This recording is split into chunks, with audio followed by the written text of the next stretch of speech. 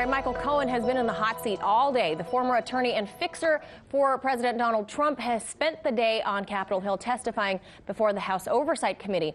Cohen, of course, pled guilty last year to tax evasion, campaign finance violations, and perjury, and is set to start serving a 3-year prison sentence later this year. Now, that last perjury charge, however, makes his testimony in Congress this week particularly controversial, with Republicans arguing that nothing Cohen says can be trusted. Listen. And instead we get 30 minutes from a guy who's going to prison in 2 months for lying to Congress.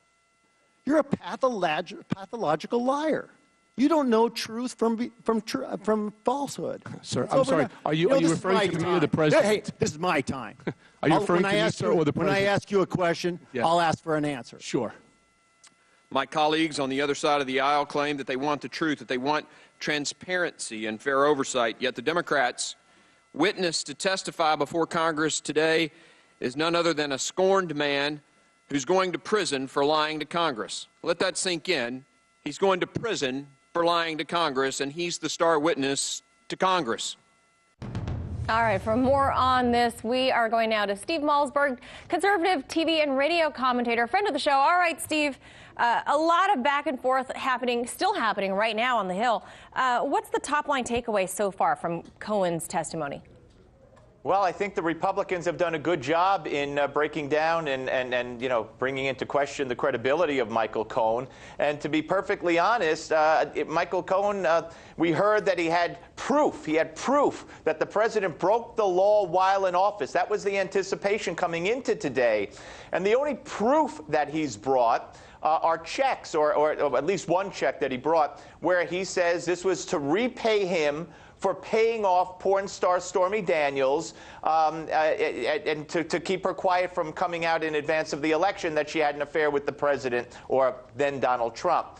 But I got to say, Manila, the fact of the matter is, I think, in my opinion, I'm no lawyer, Stormy Daniels was extorting the president. Stormy Daniels said, if you don't pay me money, I'm going to blow this whole thing up. Yeah. So he wrote personal checks to keep her quiet. I don't think it has anything to do with the campaign. Don't forget, Michael Cohen also said in testimony the president didn't think he would win, didn't want to win. This was all a reality show. So, I mean, Michael Cohen is just a basket of contradiction in this testimony today.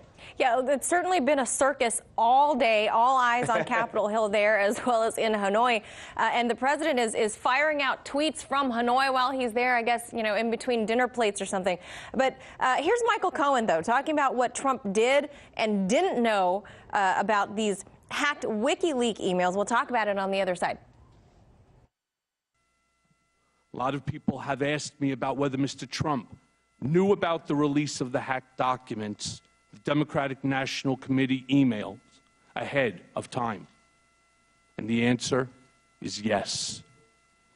As I earlier stated, Mr. Trump knew from Roger Stone in advance about the WikiLeaks drop of emails.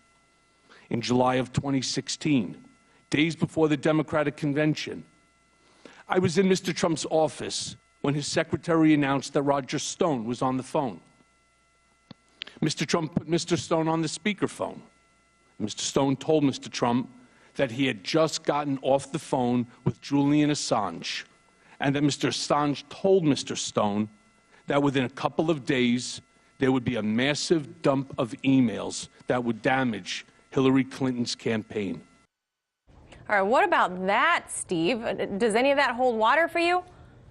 Well, first of all, I think he also went on to say that Mr. Trump said, wouldn't that be nice? And I got to tell you, if I'm a candidate running for president and I just get a call saying that this organization is going to, I don't care who it is going to release damaging information to my opponent, I would say, wouldn't that be nice? Look, we're taking the word of Michael Cohen, who said he was in the room alone with Trump when this call was made. So if you want to believe Cohen, believe him. But even if you believe him, where's the crime?